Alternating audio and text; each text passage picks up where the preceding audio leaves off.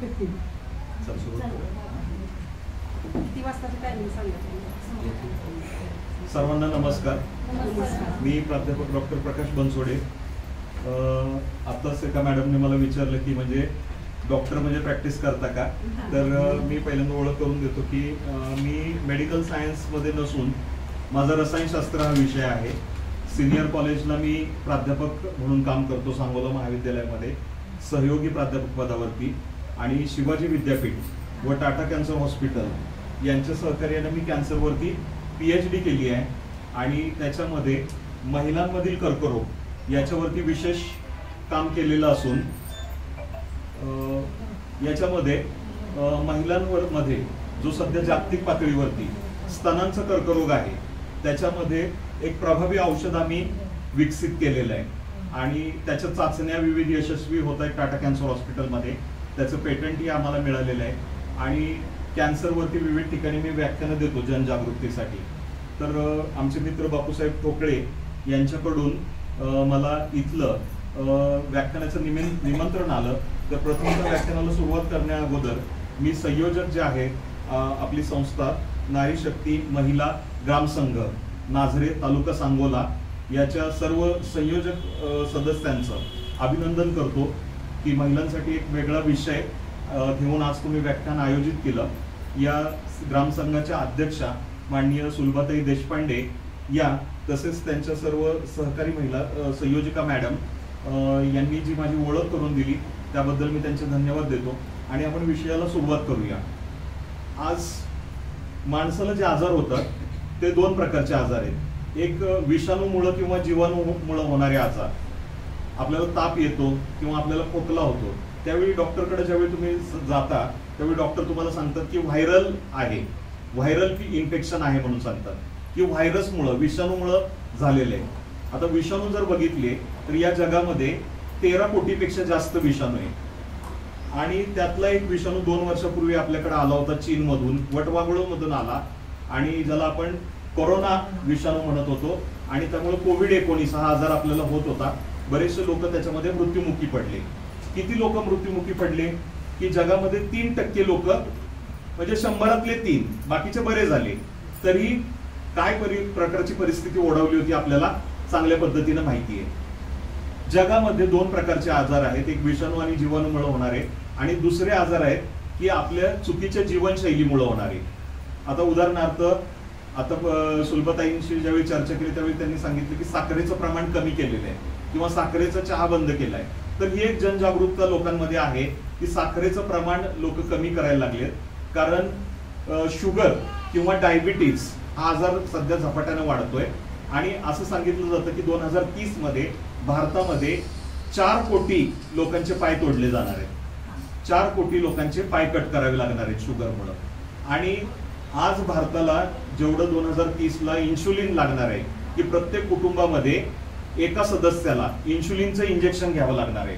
आणि त्याच्यासाठीचं तंत्रज्ञान जर्मनी सध्या विकसित करते की भारतामध्ये इन्शुलिन विकावं लागणार हे आता जर्मनीनं तयार करायला सुरुवात केली 2030ला.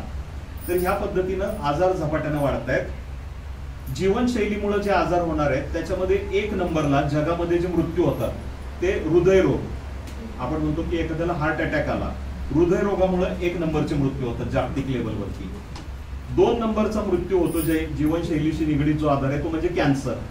कॅन्सरनं 2 नंबरचे मृत्यू होतात.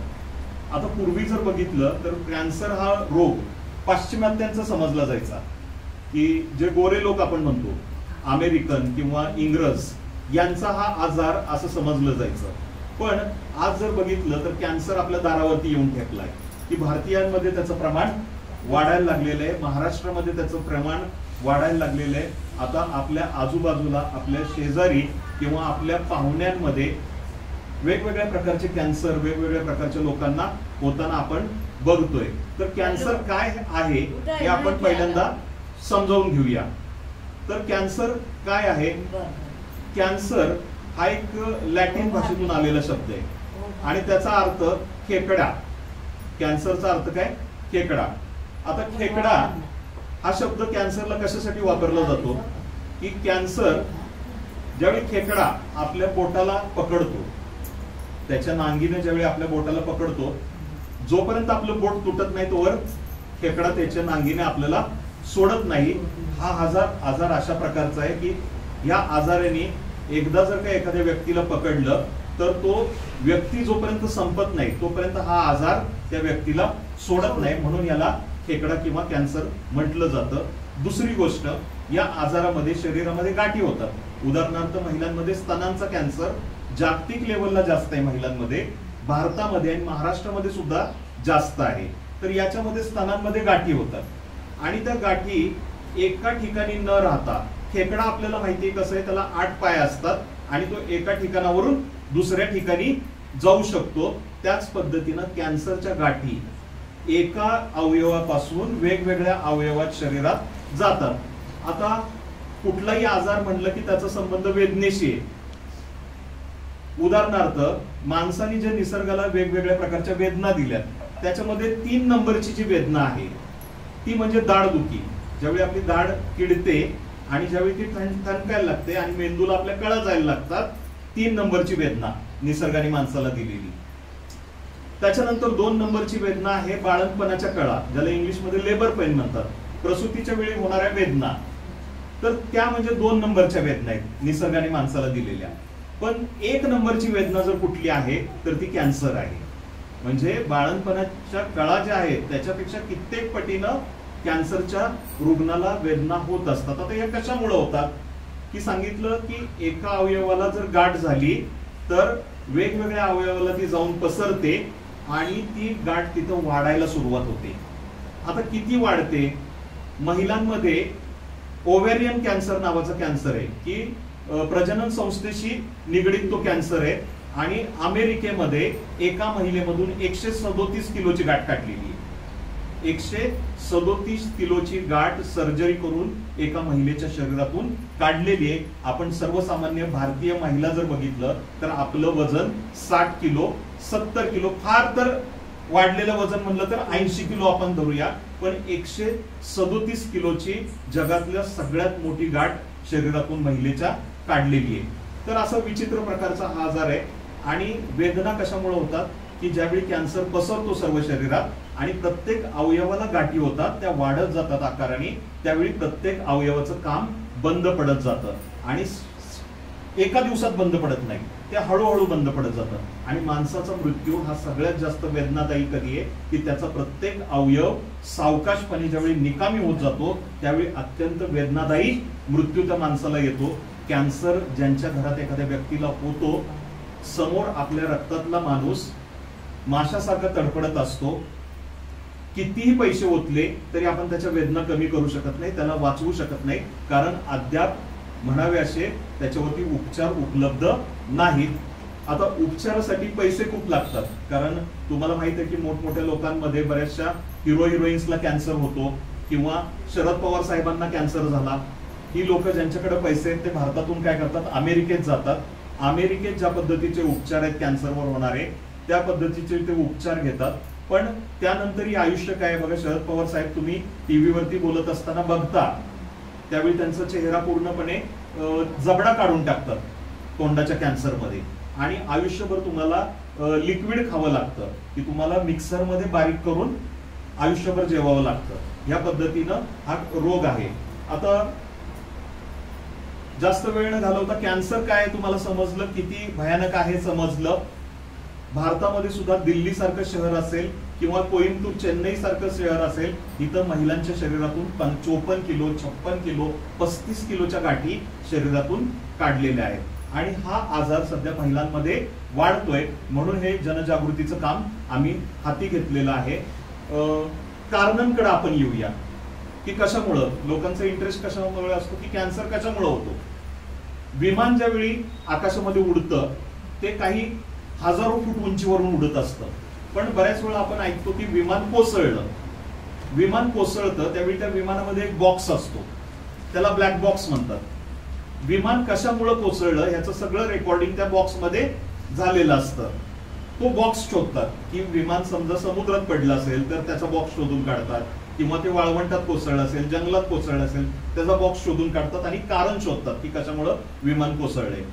कॅन्सरचं कारण हे हरवलेला ब्लॅक बॉक्स आहे की अद्याप या व्यक्तीला या कारणामुळे कॅन्सर झालाय हे कुठल्याच संशोधनातून किंवा कुठलाच डॉक्टर सांगू शकत नाही. फक्त संभाव्य कारण आहेत. पहिली गोष्ट, हा आजार जो आहे हा जीवनशैलीशी निगडीत आजार आहे, म्हणजे नसताना मागून घेतलेला आजार आहे. आता संभाव्य कारणांकडे येऊयात आपण. वय जसं वाढत जातं एखाद्या व्यक्तीचं तसं कॅन्सरचा धोका वाढत जातो. म्हणजे 30 वयात जितका धोका आहे 40 मध्ये त्याच्यापेक्षा जास्त वाढणार, 50 मध्ये तो दुप्पट होतो, 60 मध्ये तिप्पट होतो.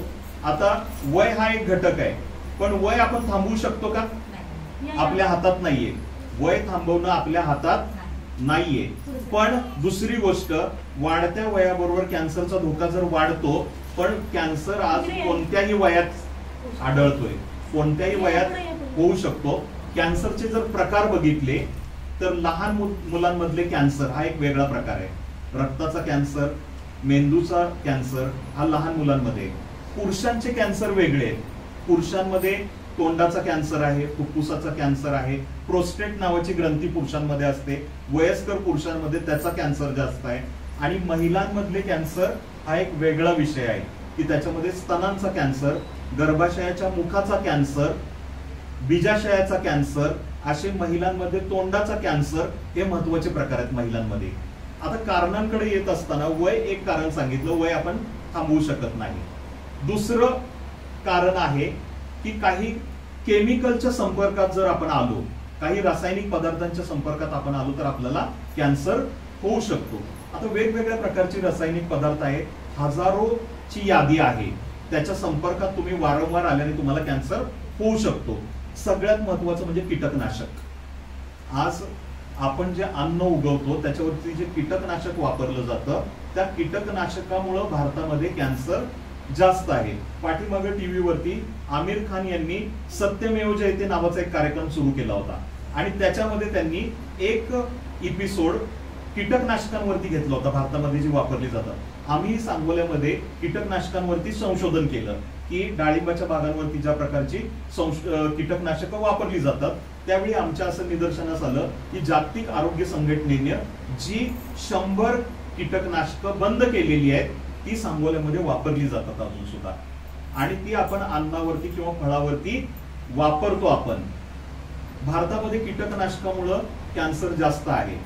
शेवटच्या टप्प्यात मी त्यातून बाहेर कसं पडायचं याच्या बाबतीत ही सांगणार आहे. तर कीटकनाशक, आता कीटकनाशक न वापरता अन्न उगवणं शक्य आहे का? नाहीये. जर तुम्ही कीटकनाशक न वापरता जर शेती करायला गेला तर 50% किंवा त्यापेक्षा जास्त तुमचा लॉस होणार आहे. आणि आता जर महाराष्ट्राची लोकसंख्या, भारताची लोकसंख्या किंवा जगाची लोकसंख्या जर बघितली, आपण सेंद्रिय शेती म्हणतो, असं काही नसतं सेंद्रिय वगैरे. सकाळी उठल्यापासून आपण साबण, टूथपेस्ट, पावडर जे काही वापरतो सगळं केमिकल आहे. त्यामुळे आणि सेंद्रिय शेती करून जर माणसाला जगवायचं म्हटलं तर जगातल्या निम्म्यापेक्षा जास्त लोकसंख्या उपाशी मरेल. म्हणून आपल्याला माहिती आहे की कीटकनाशक हे विष आहे, पण विष नाही वापरलं तर अन्न उगवू शकत नाही. आणि त्यामुळे कीटकनाशक आपल्या अन्नात येत आहेत, आपल्या पाण्यात येत आहेत. पाठीमागं माझं एक ऑनलाईन व्याख्यान होतं गेल्या आठवड्यामध्ये आणि उत्तर प्रदेशची काही लोक जॉईन झाली होती त्याच्यामध्ये. तर त्यांनी सांगितलं की उत्तर प्रदेश आणि हरिद्वार याच्यामधून हिंडन नावाची एक नदी जाते, तर त्याला त्या हिंडन नदीला काळी नदी म्हणतात. तर त्याच्या बाजूला सगळे ऊसाची शेती आहे आणि त्या ऊसाच्या शेतीमध्ये ज्या पद्धतीनं कीटकनाशक वापरलं जात आहे त्याला तिथली लोक काळी नदी म्हणतात. की त्या नदीच्या काठाला जी शेती आहे तिथं जे काही पिकतं ते सगळं विष म्हणून तयार होतं आणि ते जर खाल्लं तर बऱ्याच तरुण लोकांना कॅन्सरचा आजार झालेला आहे. अगदी उत्तर प्रदेश हरिद्वारकडे जाण्याची गरज नाही. कोल्हापूरमध्ये शिरोळ नावाचा तालुका आहे. शिरोळ नावाच्या तालुक्यामध्ये कीटकनाशक शेतीमध्ये इतकी वापरली गेली की आज तिथं पूर्ण तालुक्यामध्ये प्रत्येक घरात एक कॅन्सरचा पेशंट आहे. आणि त्यासाठी टाटा कॅन्सर हॉस्पिटल, जे फक्त देशात एक होतं मुंबईमध्ये, कोल्हापूर कॅन्सर सेंटर नावाचं फार मोठं हॉस्पिटल कोल्हापूरमध्ये स्थापन करावं लागलं की कीटकनाशकामुळं तिथल्या लोकांना ज्या पद्धतीनं कॅन्सर होतोय. कीटकनाशकांबद्दल सांगितलं की कीटकनाशक जर तुमच्या शरीरामध्ये आलं सत्यमेव जयतेचा उल्लेख झाला आमिर खान यांच्या कार्यक्रमाचा. त्याच्यामध्ये एका मॅडमला त्यांनी बोलवलं होतं. त्या मॅडमनी एक संशोधन केलं होतं की एका गावामध्ये त्या गेल्या, रसायनशास्त्राच्या त्या संशोधिका होत्या, आणि त्यांनी काय केलं की त्या गावामध्ये बाळाला अंगावरती पाजणाऱ्या ज्या माता आहेत त्यांचं दूध घेतलं आणि ते प्रयोगशाळेमध्ये आणलं आणि त्याच्यामध्ये कीटकनाशकांचं प्रमाण किती हे शोधलं. तर त्या बाळाच्या मेंदूला जेवढं सहन होऊ शकतं त्यापेक्षा आईच्या दुधामध्ये 200 पटीनं जास्त कीटकनाशक आहे. आणि जर आपण म्हणतो की सगळ्यात बाळासाठी महत्वाचं काय तर आईचं दूध, आणि त्याच्यामध्ये जर 200 पटीनं जास्त कीटकनाशक असेल तर आपण फळं किंवा अन्न किंवा भाज्या, कडधान्य, धान्य याच्या बाबतीत बोलायला नको की त्याच्यामध्ये किती कीटकनाशक असणार आहे. दैनंदिन जीवनामध्ये आपण वेगवेगळ्या केमिकलच्या संपर्कात येत असतो. आताच सांगितलं की चहाचं चर्चा झाली कार्यक्रम सुरू होण्याच्या पूर्वी. चहा आपल्याला सवय लावली ब्रिटिश लोकांनी. चहा हे आपलं पेय नाहीये. त्याचा शोध लावला चीनमध्ये. चीनमध्ये काड्याच्या स्वरूपात चहा घेतला जायचा औषधी म्हणून. ज्यावेळी चहा आपल्याकडे ब्रिटिशांकडून आला, ते आपले साहेब होते पूर्वीचे, आपल्यावरती राज्य केलं त्यांनी. ते चहा कसा घ्यायचे? काळा चहा घेतात, साखर टाकत नाहीत, दूध टाकत नाहीत, आणि म्हणून चहाचे जे फायदे आहेत ते त्यांच्या शरीराला मिळतात. आपण भारतीयांनी शोध काय लावला? चहाला चव येण्यासाठी आपण त्याच्यात काय टाकतो? दूध टाकतो. दूध, नुसतं दूध घेतलं आरोग्यासाठी अतिशय फायदेदायी आहे. दुधाला आपण पूर्ण अन्न असं म्हणतो. त्याच्यामध्ये प्रोटीन, सगळ्या ज्या गोष्टी लागतात, क्षार आपल्या शरीरासाठीच्या आहेत, चहामध्येही आहेत.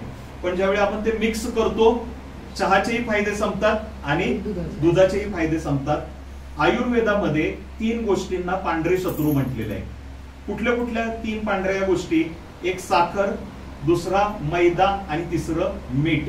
याचं जेवढं कमीत कमी सेवन करता येईल, या 3 गोष्टींचं जरी कमी सेवन केलं तर तुम्ही बऱ्याच आजारांना दूर ठेवू शकता. आता आपलं शरीर जे आहे 3 गोष्टींनी बनलेलं आहे. एक तर आपल्या शरीरामध्ये स्नायू आहेत, मसल आहेत, दुसरं हाड आहे, आणि तिसरी चरबी आहे. तिन्ही महत्वाचं आहे. तिन्हीचा समतोल राहिला पाहिजे.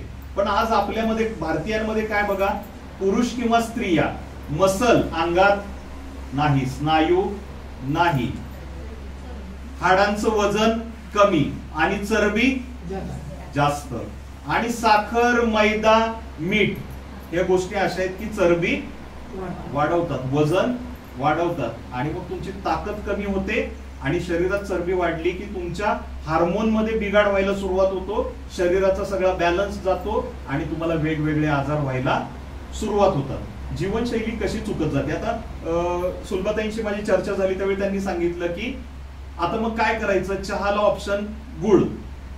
पण गुळ सुद्धा आता काय रिफाईन केलेला गुळ आहे, त्याच्यात सुद्धा केमिकल आहेत, आणि केमिकल वापरल्यामुळे तो सुद्धा विषारी आहे. मग पूर्वी कॅन्सरचं प्रमाण का कमी होतं?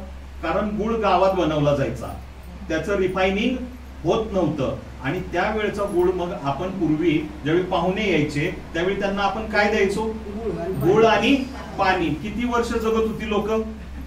100 वर्ष जगत होती. 100 वर्ष जगत होती. लोकसंख्या वाढली, गावात गुळ बनेना, फॅक्टरीत गुळ बनायला लागला, केमिकल टाकायला लागले टिकवण्यासाठी, आणि मग तो गुळ आपल्याकडे यायला लागला. मग साखर, तुम्ही साखर कारखान्यात जर जाऊन बघितलं, साखर ज्यावेळी तयार होते पूर्ण काळी असते, कोळशासारखी काळी असते साखर. मग त्याला ब्लिचिंग करतात, सल्फर वापरतात, गंधक अतिशय विषारी आहे. आणि मग ते ब्लिचिंग केल्यानंतर मग तुमची पांढरी साखर तयार होते, आणि मग ती आल्यानंतर आपण जेवढी ती जास्त सेवन करणार तुमच्यामध्ये आजार वाढणार आहे. लक्षात येत आहे? तेलाकडे मी येतो. पूर्वी तेल कुठं बनायचं? गावात बनायचं, घाण्यात बनायचं. लक्षात येत आहे? आज शेंगदाणा कसा किलो आहे? 110-120 रुपयानं. तुम्हाला तेलाची 1 लिटरची पिशवी केवढ्याला मिळते? कसं परवडत असेल त्यांना? 1 किलोला तुम्हाला पाव लिटर तेल निघत असेल. म्हणजे 1 लिटर तेल जर प्युअर काढायचं म्हणलं तर 3-3.5 किलो शेंगदाणा लागतो. खर्च झाला किती? 300-350-400 रुपये खर्च झाला. 400 रुपयाचं मग तुम्हाला कमी कशी देणार आहे कंपनी? रिफायनिंग आलं तेलाचं. घाण्यात जे तेल होतं त्याला उग्र वास असतो, आणि तो उग्र वास कमी करण्यासाठी त्या तेलाचं आपण जे वापरतो ते रिफाईंड तेल आहे, आणि रिफाईंड तेलामध्ये निकेल नावाचा धातू वापरतात त्याचं रिफायनिंग करण्यासाठी. आपल्याकडे घरामध्ये सगळ्यांकडे जेमिनी नावाचं तेल वापरलं जातं. तर जेमिनीचा मध्ये स्टॉक अन्न व औषध प्रशासनाने पकडला आणि त्यांना अशी माहिती होती की याच्यापासून कॅन्सर होणार आहे लोकांना, म्हणून त्यांनी तो तेलाचा स्टॉक पकडला आणि प्रयोगशाळेत नेला. तर त्यांना असं जाणवलं की 500 पटीनं निकेल धातू जास्त आहे. जेवढं माणसाच्या शरीराला कॅन्सर होण्यासाठी गरजेचं निकेल आहे त्याच्यापेक्षा तो विषारी धातू 500 पटीनं जास्त आहे. तो स्टॉक सापडला, सील केला, तो तसाच विकला गेला असता तर कित्येक लोकांना ते तेल खाऊन कॅन्सर झाला असता. आज आपण बघतो मुंबई सारख्या शहरांमध्ये सिंथेटिक दुधाचं रॅकेट आहे की डिटर्जंट मिक्स करतात आणि दूध बनवतात आणि ते दूध लोकांना कळत सुद्धा नाही दूध आहे का डिटर्जंटचं पाणी आहे. तापवलं की साय तयार होते, लोक खातात, चव तशीच लागते, पण ते केमिकलचं बनलेलं दूध असतं. अन्नामधली भेसळ शहरांमधली दुसरं कारण कॅन्सर होण्यासाठी. आता बऱ्याच गोष्टी आहेत. आता सगळ्यात महत्वाचं भारतामध्ये कॅन्सर जो वाढतोय याच्यामध्ये कारण आहेत. स्त्रियांमध्ये असेल किंवा पुरुषांमध्ये असेल, व्यसन एक नंबरचं कारण आहे. मग ते दारूचं व्यसन असेल किंवा तंबाखूचं व्यसन असेल, मग तंबाखूचं सेवन असेल, मग तंबाखूच्या सेवनामध्ये तंबाखू चघळणे एक प्रकार आहे. लोक काही पुरुषांमध्ये खैनी, पान मसाला, गुटखा खातात. स्त्रियांमध्ये ग्रामीण भागामध्ये मशेरी लावणे, मशेरी भाजणे आणि मशेरी लावणे एक व्यसनच आहे शरीराला लावलेले. आणखी व्यसन काय, वयस्कर स्त्रियांमध्ये तपकीर ओढणे, तंबाखूचाच पदार्थ आहे. तपकिरीमुळे सुद्धा कॅन्सर झालेले. तंबाखू वनस्पतीमध्ये बनते, पण काही गोष्टी निसर्गानं अशा बनवल्यात की तुम्ही त्या खाऊ नयेत आणि जर खाल्ल्या तर तुम्हाला कॅन्सर होणार आहे. तंबाखूमध्ये निकोटीन नावाचा पदार्थ आहे ज्याच्यामुळे 100% कॅन्सर होतो. दारू पिणे याच्यामुळे सुद्धा कॅन्सर होतो. धूम्रपान करणे याच्यामुळे सुद्धा कॅन्सर होतो. आता काही गोष्टी आहेत, काही लोक म्हणतात की एखादा निर्व्यसनी होता तरी पण त्याला कॅन्सर झाला. बरीचशी कारण आहेत, मी सांगितलं ब्लॅक बॉक्स आहे. आता सोपं उदाहरण, इथं चहा मगाशी एक व्यक्ती घेऊन आला आणि तुम्ही चहा पित होता. अज्ञान किती असतं लक्षात घ्या की तो जो पेपरचा कप आहे त्याच्या आतमध्ये प्लास्टिकचं कोटिंग आहे, त्याच्या आतमध्ये प्लास्टिकचं कोटिंग आहे. गरम चहा ज्यावेळी त्या प्लास्टिकच्या कोटिंग मध्ये ओतला जातो, प्लास्टिक BPA नावाच्या केमिकल शिवाय बनत नाही, बिस्फिनॉल A. आणि हा बिस्फिनॉल A जर वारंवार तुमच्या शरीरात येत राहिला तर तुम्हाला 100% कॅन्सर होतो. म्हणून प्लास्टिकच्या भांड्यामध्ये गरम जेवण जेवत नाहीत. आता रस्त्याला प्लास्टिकची भांडी विकायला बसतात, प्लास्टिकची ताटं विकायला बसतात आणि प्लास्टिकच्या ताटात लोक गरम अन्न वाढून घेतात आणि जेवतात. लक्षात येत आहे. किंवा काही चिकनचे वगैरे स्टॉल आले, भट्टीमध्ये चिकन भाजतात, भट्टीमध्ये चिकन भाजतात. कोणत्याही उच्च तापमानाला गरम केलेलं अन्न त्याच्यामध्ये काही रासायनिक बदल करवतं आणि त्याच्यापासून कॅन्सर होतो. अशी हजारो केमिकलची लिस्ट आहे की ज्याच्यामुळं कॅन्सर होतो. काही विषाणूंमुळे कॅन्सर होतो. आता महिलांमध्ये जे कॅन्सर आहे त्यामध्ये सांगितलं की स्तनांचा कर्करोग आणि गर्भाशयाचा कर्करोग. तर गर्भाशयाचा कर्करोग हा महिलांमध्ये इन्फेक्शनमुळे सुद्धा वाढतो. काही व्हायरसेस आहेत ज्यांच्यामुळं हा इन्फेक्शन होतो. तर इन्फेक्शन हे एक कारण आहे. आता ही कारणं झाली. लक्षणांकडे मी येतो. कॅन्सर आणि डायबिटीज ह्याला सायलेंट किलर म्हणतात. सायलेंट किलर म्हणजे काय की एखादा मारणारा व्यक्ती आपल्याला दब्या पावलांनी येतो, आपल्याला कळण्याच्या अगोदर आपला गळा आवळून त्यांना आपल्याला संपवलेलं असतं. त्या पद्धतीनं कॅन्सर ज्यावेळी लक्षणं दाखवायला सुरुवात करतो त्यावेळी त्याच्यामध्ये पहिली, दुसरी, तिसरी आणि चौथी स्टेज आहे. बरेचसे कॅन्सर चौथ्या स्टेजमध्ये समजतात, म्हणजे पहिल्या आणि दुसऱ्या स्टेजमध्ये त्याची लक्षणच कळत नाहीत. त्यासाठी लक्षणांचं आपल्याला ज्ञान असणं फार गरजेचं आहे. स्तनांचा कॅन्सर भारतामध्ये किंवा जागतिक पातळीवरती महिलांमध्ये जास्त आहे म्हणून सांगितलं. स्तनांमध्ये पहिल्यांदा गाठ होते. 98% गाठ ही कॅन्सरची असतेच असं नाही. काय म्हणतो मी, 98% कोणतीही गाठ कॅन्सरची नसते, पण 1 किंवा 2% मध्ये असू शकते. आणि सध्या प्रमाण वाढतंय, चुकीच्या जीवनशैलीमुळे आपल्याकडे प्रमाण वाढतंय. त्याच्यानंतर त्या अवयवांमध्ये जडपणा जाणवायला सुरुवात होतो. ज्या अवयवाचा आपल्याला कॅन्सर आहे, आता प्रत्येकाला स्वतःच्या शरीराचं ज्ञान असतं आणि प्रत्येक अवयवावरती आपलं लक्ष असलं पाहिजे. कितीही कामात आपण असलो तरी आपल्या शरीराकडे आपलं लक्ष असलं पाहिजे. ज्या अवयवाला कॅन्सर होतो त्याच्यामध्ये जडपणा आणि त्याची हालचाल मंदावते. त्या अवयवांची हालचाल किंवा त्याच्यामध्ये जडपणा आपल्याला जाणवायला सुरुवात होते. वेदना चालू होतात, त्या अवयवामध्ये वेदना चालू होतात, त्या वाढायला सुरुवात होते. बऱ्याचशा कॅन्सरमध्ये भूक लागायचं बंद होतं. आता बऱ्याचशा आजारांमध्ये भूक लागत नाही किंवा बऱ्याचशा आजारांमध्ये वजन झपाट्याने कमी होतं. टीबी मध्ये होतं, HIV मध्ये होतं, बऱ्याचशा आजारांमध्ये कमी होतं. मग प्रत्येक वेळी कॅन्सर असेल असं नाही, पण कुठपर्यंत वाढ बघायची. जर तुम्हाला असं लक्षण जाणवतंय तर 1 आठवडा गेला, डॉक्टरांना तुम्ही दाखवले, डॉक्टरांनी काहीतरी निदान केलंय आणि तुम्हाला गोळ्या दिल्यात. 2 आठवडे झाले, 3 आठवडे झाले. फुफ्फुसाच्या कॅन्सरमध्ये खोकला किंवा कफ होतो. 1 आठवड्यात किंवा 2 आठवड्यात, 15 दिवसात तुम्ही कफ सिरप घेताय, डॉक्टरांनी दिलेली अँटीबायोटिक घेताय, तुमचा कफ आटोक्यात आला पाहिजे. 3ऱ्या आठवड्यात 21 दिवसात जर ते लक्षण राहतंय तर तुम्ही डॉक्टरांकडे गेलं पाहिजे आणि सांगितलं पाहिजे की 21 दिवस किंवा 1 महिना होत आला पण मला ही लक्षणं अजूनही जाणवत आहेत. आणि ही जर जाणवत असेल तर मग जर डॉक्टर सांगतील की एखादी टेस्ट तुम्ही कॅन्सरची करून घ्या, त्यावेळी करून घेतली पाहिजे. पण मग कॅन्सरचे टेस्ट कसे आहेत, त्याला 4,000 रुपये 5,000 रुपये जातात. म्हणून बऱ्याचशा महिला आपल्याकडे काय करतात, कॅन्सरच्या टेस्ट करत नाही. पण तुम्हाला एक सोपं उदाहरण देतो की कॅन्सरची टेस्ट करताना आपल्या घरात जर टीव्ही बिघडला, आपण त्या दिवशी दुकानात घेऊन जातो, त्याचा कुठला पार्ट गेलाय तो बदलतो आणि टीव्ही शिवाय आपण जगू शकत नाही. आज मोबाईल आणि आपलं, आता इथं कार्यक्रमाला आल्यानंतर किती लोक मोबाईल शिवाय राहू शकत नाहीत बघा. बिघडला, आजच्या आज दुकानात जाणार, रिपेअर करणार नाही तर नवीन मोबाईल घेणार, पण मोबाईल शिवाय राहू शकत नाही. मग आपलं शरीर तर कोट्यवधी रुपयाचं आहे. मोबाईल बिघडला दुसरा घेतोय, शरीर दुसरं मिळणार आहे का? नाही. त्यातला एखादा अवयव गेला तर परत लगेच बदलता येणार आहे का? नाही. त्यामुळे आपल्या शरीरावरती आपण खर्च केला पाहिजे. आहार आणि कॅन्सर याचा संबंध आहे. जे लोक हिरव्या पालेभाज्या आणि फळं खातात, ताजी फळं, त्यांच्यामध्ये कॅन्सरचं प्रमाण कमी आहे. आणि जे लोक, आता बघा महिलांमध्ये किती महिला दररोज फळं खातात. बऱ्याच वेळा काय करतात, मी बऱ्याच लोकांशी चर्चा केली त्यावेळी काय म्हणतात, सफरचंद 200 रुपये किलो आहे, खूप महाग आहे.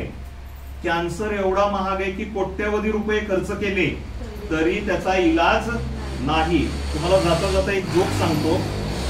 एक ट्रॅफिकचा सिग्नल होता आणि त्या ट्रॅफिकच्या सिग्नल वरती एक भिकारी भीक मागत होता आणि गाडी थांबली तर त्या भिकाऱ्याने म्हटलं, भिकेमध्ये मला 10 रुपये द्या. 10 रुपये द्या म्हटल्यावर त्या माणसाने 10 रुपयाची नोट काढली. विचारलं, तुला देतोय 10 रुपयाची नोट, पण ह्या 10 रुपयाची तू काय करणार आहे? तर तो म्हटला, मोबाईलचा रिचार्ज करणार आहे. भिकारी काय म्हटला, मोबाईलचा रिचार्ज करणार आहे. मग तो माणूस म्हटला, अरे तू भिकारी आहेस, तुला मोबाईल आहे आणि त्याच्या रिचार्ज साठी तू 10 रुपये मागतोय. बरं ठीक आहे, दिले तुला रिचार्ज साठी 10 रुपये, तू बोलणार कुणाला फोन करून? तो म्हणतो, गर्लफ्रेंडला बोलणार आहे माझ्या. तो म्हणतो की तू भिकारी आहेस, तुला गर्लफ्रेंड आहे? तो म्हणतो, मी भिकारी नव्हतो, मी कोट्याधीश होतो, पण गर्लफ्रेंड मुळे माझ्यावरती ही अवस्था आली की मी रस्त्यावर आलोय. कॅन्सर तसा आजार आहे. कोट्याधीशाला, गर्भ श्रीमंताला भिकारी बनवू शकतो. आणि त्या माणसात मगाशी सांगितलं की आपल्या नात्यातला माणूस आपल्या समोर माशासारखा तडपडतो, मृत्यू मागत असतो आणि आपण काहीही करू शकत नाही. ज्या घरामध्ये कॅन्सरचं पेशंट आहे त्या लोकांनी घरातली भांडी, दागिने सगळं विकून टाकलं, कपडे विकून टाकले, पण त्या पेशंटला वाचवू शकले नाही. ह्या प्रकारचा विचित्र आजार आहे. मग सांगा, मग सफरचंद महाग आहे का? नाहीये. संत्र महाग आहे का? नाहीये. कोट्यवधी रुपयापेक्षा स्वस्त आहे. खाल्लं पाहिजे. हिरव्या पालेभाज्या खाल्ल्या पाहिजेत. आता सांगितलं की फळं आणि पालेभाज्यांवरती कीटकनाशक आहे. शेवटच्या उपायात मी सांगतो काय करायचं ते. तर अन्नाचा आणि याचा संबंध आहे कॅन्सरचा. व्यायाम महत्वाचा घटक. जे लोक नियमितपणे व्यायाम करतात त्यांच्यामध्ये कॅन्सरचं प्रमाण कमी आहे. आणि जे लोक कधीच व्यायाम करत नाहीत, काही लोक गर्वानी सांगतात, आमचे एक मित्र गर्वानी सांगतात, मी कधीही आयुष्यात व्यायाम केला नाही. आता 50 नंतर असे विचित्र आजार लागलेत की डॉक्टरांकडे गेलं तर डॉक्टरांनाही कळत नाही काय आजार आहे. दररोज व्यायाम केला, नियमितपणे वर्षानुवर्षे व्यायाम केला, कॅन्सर सारखे, डायबिटीज सारखे आजार आटोक्यात ठेवू शकता. व्यायाम करणं गरजेचं आहे. सोपा तुम्हाला जमतो तो व्यायाम करा. कॅन्सरचं प्रमाण बघितलं तर शहरांमध्ये 60 महिलांमध्ये एकीला कॅन्सर होतो. शहरामध्ये प्रमाण काय बघा, 60 महिलांमध्ये एकीला कॅन्सर होतो. पण ग्रामीण भागामध्ये तेच प्रमाण 28 महिलांमध्ये एकाला कॅन्सर होतोय सध्या. म्हणजे प्रमाण दुप्पटीपेक्षा जास्त आहे ग्रामीण भागामध्ये शहरांमध्ये. काय कारण असावीत? शहरामध्ये बायकांमध्ये, स्त्रियांमध्ये तब्येतीच्या बाबतीत, आहाराच्या बाबतीत जनजागरूकता आहे. तिथं महिला सकाळी उठल्या की वॉकिंगला जातात, चालायला जातात, रनिंगला जातात, जिमला जातात. पण आपल्याकडे आपण सकाळी उठलो ते संध्याकाळपर्यंत फक्त घरची कामं करत राहतो. मग बऱ्याच वेळा महिलांकडून कारणं दिली जातात की आम्ही दिवसभर घरात काम करतो तर आम्हाला व्यायामाची गरज नाही. असं नाही. घरातलं काम करणं म्हणजे शरीराला त्रास देणे, एक्झर्शन म्हणतात त्याला. आणि व्यायाम तुम्ही केलाच पाहिजे. नरेंद्र मोदी सुद्धा व्यायाम करतात. जर 24 तासातले ते देश चालवत असून जर 1 तास काढू शकतो तर आपण आपल्यासाठी 1 तास काढला पाहिजे. व्यायाम कशा प्रकारचा पाहिजे? आता बऱ्यापैकी जर इथं 40-50 नंतरच्या महिला असतील तर 1 तास चाललं पाहिजे. तुम्ही 1 तास चालताना कसं चालायचंय? चालताना गप्पा मारायच्या नाही. नाहीतर आपला व्यायाम काय असतो, ग्रुप करायचा आणि काल इकडे हे झालं, उद्या तिकडे ते, आज असं झालं. न बोलता चालायचं. व्यायाम कशाला म्हणतात? न बोलता चालायचं. 1 तासामध्ये 6 किलोमीटर चालायचं. 1 तासामध्ये फास्ट 6 किलोमीटर चालायचं. म्हणजे 10 मिनिटाला 1 किलोमीटर कंप्लीट झाला पाहिजे. तुम्हाला दरदरून घाम फुटला पाहिजे, हृदयाचे ठोके वाढले पाहिजेत, तर त्याला व्यायाम म्हणायचं. आणि तसा व्यायाम केला तरच शरीराला फायदा होऊ शकतो. तुम्ही महिलांमध्ये काही करू शकता, योगा करू शकता. योगा करणाऱ्या स्त्रिया 60-70 पर्यंत कोणत्याही प्रकारचा आजार नाहीये आणि शरीर, वजन सगळं नियंत्रित ठेवलेले. वजन वाढत गेलं की कॅन्सरचा धोका वाढत जातो. व्यायाम एक महत्वाचा घटक आहे. व्यायाम केला तर तुम्ही कॅन्सरला आटोक्यात ठेवू शकता. आता लक्षणं झाली, कारणं झाली, प्रतिबंधात्मक उपायाकडे मी शेवटच्या टप्प्याकडे येतो. भारतामध्ये सांगितलं की कीटकनाशकांमुळे कॅन्सर जास्त होतोय. आता कीटकनाशकांमुळे कॅन्सर जर होतोय, आपल्याला माहिती आहे की भाज्यांवरती आता किती लोकांना शक्य आहे की स्वतःच्या शेतात भाजी पिकवणं आणि कीटकनाशक न वापरणं. माझे कुटुंब बरीच लोक करतायत सध्या की स्वतःच्या घराच्या परड्यामध्ये भाजी पिकवतायत, त्याच्यावरती कीटकनाशक नाही वापरायचे. शेतकरी सुद्धा काय करतायत की कमर्शियल जे विकायचंय त्याच्यावर कीटकनाशक वापरतायत आणि स्वतःच्या घरात जे खायचंय त्याच्यावरती वापरत नाहीयेत. लोक आता शहरांमध्ये बिल्डिंगच्या टेरेसवरती, घराच्या टेरेसवरती भाज्या पिकवतायत आणि त्या खातायत. लोकांमध्ये जनजागृती आहे. पण जर आपल्याला शक्य नाहीये हे पिकवणं आणि आपण मार्केटला जाऊनच भाजी किंवा फळं घेऊन येणार आहे, तर काय करायचंय? भाज्या बनवण्यापूर्वी खाण्याचा सोडा घ्यायचा, त्याचं पाणी करायचं किंवा मीठ घ्यायचं, त्याचं पाणी करायचं आणि त्याच्यामध्ये ती भाजी ठेवून द्यायची. एक अर्धा तास, पाऊण तास जर तुम्ही ठेवली तर त्यातले जवळजवळ 95% पेक्षा जास्त कीटकनाशक निघून जातात आणि ती भाजी तुम्ही सेवन करण्याच्या योग्य होती. फळांच्या बाबतीत सुद्धा तेच आहे. तुम्ही जर खाण्याच्या सोड्यानं जर धुवून घेतली तर त्यातली कीटकनाशक कमी होतात आणि तुम्हाला कॅन्सरचा धोका कमी होतो. नियमित व्यायाम केला पाहिजे. दुसरी गोष्ट, ताणतणाव. जीवनशैलीचे जेवढे काही आजार आहेत याच्यामध्ये सगळ्यात महत्वाचा घटक ताणतणाव. बरेच लोक म्हणतात की टेंशन लेने का नहीं, टेंशन देने का. पण टेंशन लेने का भी नहीं और देने का भी नहीं. जसा आपला जीव आहे तसंच दुसऱ्याचाही जीव आहे. त्यामुळे स्वतःही ताणतणाव किंवा कुठलंही टेन्शन घ्यायचं नाही, लोकांना टेन्शन द्यायचं नाही. फ्री, आनंदी जगायचं. जेवढं तुम्ही फ्री आणि आनंदी जगणार आहे, तुम्हाला जीवनशैलीचे जेवढे आजार आहेत, कॅन्सर किंवा डायबिटीज किंवा हार्ट डिसीज, हे कमी होणार आहेत. लक्षात येत आहे? तुम्ही तुमच्या जीवनाचं, आता मोबाईल बद्दल महत्वाचं सांगायचं राहिलंय की मोबाईल हे एक लोकांना लागलेलं व्यसन आहे आणि मोबाईलमुळे सुद्धा कॅन्सर होत आहेत सध्या. कारण मोबाईलमुळं सगळं जीवन बदलून गेलंय लोकांचं. बऱ्याच कुटुंबामध्ये मुलं, कॉलेजची मुलं रात्री 2-2 वाजेपर्यंत जागतायत मोबाईल बघत, फेसबुक, व्हॉट्सअप. पूर्वी कॅन्सर आपण आटोक्यात का ठेवू शकलो होतो? कारण आपल्याकडं गावामध्ये 7 किंवा 8 वाजता सगळे झोपून जायचे, पहाटे 4 वाजता जागे व्हायचे.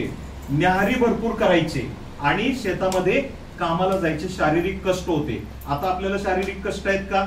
नाही आहेत. बैठी जीवनशैली आहे आपली. आपण झोपतोय किती वाजता? पोरं रात्री 2 वाजता झोपतायत, किंवा टीव्ही मुळे मालिका जोपर्यंत संपत नाही तोवर आमच्या स्त्रिया झोपत नाहीत. सगळ्या त्या मालिका ज्यावेळी संपतील त्यामुळे झोपण्याची वेळ आमची 11-12 वरती गेली. मग झोप पूर्ण होत नाही, मग ताणतणाव वाढतोय, मग हार्मोन बिघडतात, मग शरीराचा बॅलन्स जातो, मग आजार व्हायला सुरुवात होतात. झोप महत्वाचं फॅक्टर आहे. बरेच लोक काय करतात, मोबाईल बघत बघतच झोपतात आणि उशाला मोबाईल घेऊन झोपतात. एक उच्चभ्रू अधिकारी होते माझ्या ओळखीचे आणि त्यांची अतिशय हुशार मुलगी होती इंजिनिअरिंगला. अचानक एक दिवशी चक्कर येऊन पडली आणि तिला दवाखान्यात नेलं तर सांगितलं की मेंदूचा कॅन्सर आहे म्हणून. सवय काय होती, रात्री खूप लेट जागायचं, उशाला मोबाईल घेऊन झोपायचं. आता लक्षात घ्या, टॉवर कडनं रेडिएशन तुमच्या मोबाईल कडं येतात, त्यातनंच तुमचा व्हॉट्सअपचा मेसेज येतो, त्यातनंच तुमचं फेसबुक चालतं. ती किरणं ज्यावेळी तुमच्याकडे येतात, दिवसभर तुम्ही मोबाईल तुमच्याकडे असतो, रात्री जर तुम्ही जवळ घेऊन झोपला शरीराच्या जवळ, तर रात्रीची टॉवर कडनं येणारी रेडिएशन तिप्पट असतात आणि ती रेडिएशन मुळे कॅन्सर होतो. याच्यावरती बरंचसं संशोधन झालेलं आहे. वेगवेगळ्या प्रकारच्या रेडिएशन मुळे कॅन्सर होतो. उदाहरणार्थ आता त्वचेचा कॅन्सर आपल्याकडे जास्त नाहीये, पण त्वचेचा कॅन्सर अमेरिकेच्या किंवा इंग्लंडच्या लोकांकडे जास्त आहे. त्वचेचे ढलपे होतात, पडतात आणि तिथं जळजळ व्हायला लागते. अत्यंत वेदनादायी त्वचेचा कॅन्सर आहे. कशासाठी आहे? कारण इंग्रज लोक किंवा अमेरिकन लोक बघितले तर कसे असतात, पांढरे, एकदम शुभ्र, गोरे. त्यांच्या त्वचेमध्ये मेलॅनिन नावाचा एक घटक नाहीये जो आपल्या त्वचेमध्ये. पण आपल्याकडे काळी त्वचा म्हणजे वाईट समजलं जातं. जी गोरी आहे ती म्हणजे खूप चांगली आणि जी काळी आहे ती म्हणजे वाईट. आमच्याकडे एक टीव्हीला सिरियल चालू आहे, रंग माझा वेगळा नावाची एक सिरियल चालू आहे. त्याच्यामध्ये आमच्यावर बिंबवतात काय, काळं म्हणजे कसं वाईट आहे, काळं वाईट माणूस म्हणजे कसं वाईट आहे.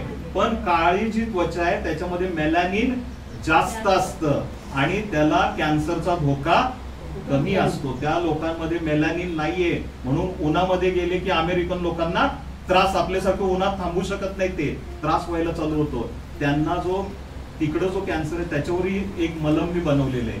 आपल्या हळदीमध्ये एक जो घटक असतो आणि चंदनाच्या तेलामध्ये जो एक घटक असतो तो मिक्स करून त्याचं एक फॉर्म्युलेशन बनवलं आणि ते टाटा कॅन्सर हॉस्पिटलला टेस्ट केलं कॅन्सरच्या पेशीवरती. तर ते अतिशय उपयुक्त असं आहे. महिलांच्या ब्रेस्ट कॅन्सरवरती एक औषध मी तयार केलं, टाटा कॅन्सर हॉस्पिटलला त्याचं टेस्टिंग केलं आणि शिवाजी विद्यापीठामध्ये महिला अभ्यास केंद्र आहे आणि त्या महिला अभ्यास केंद्राच्या संचालिका मॅडम आहेत.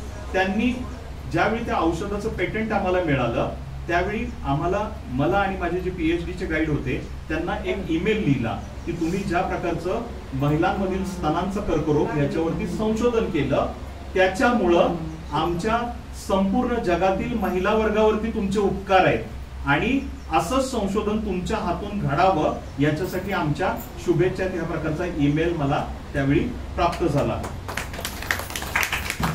तर महिलांमधले कर्करोग सांगितले. प्रतिबंधात्मक उपायामध्ये आहार व्यवस्थित ठेवला पाहिजे. आता सगळ्यात महत्वाचं जाता जाता सांगतो, हा आजार कसा आहे, कॅन्सर तुमच्या दरवाजावरती येऊन ठेपलेला आहे. त्याला घरात घ्यायचं की नाही घ्यायचं तुमच्यावर अवलंबून आहे. मी आज धडधाकट आहे किंवा माझं वय 45 असताना मला कुठलेही आजार नाही का, तर माझे वडील तंदुरुस्त होते, त्यांना कोणतेही आजार नव्हते. त्यांचे वडील तंदुरुस्त होते, त्यांना कोणतेही आजार नव्हते. म्हणजे ही अनुवंशिकता आहे, लक्षात घ्या.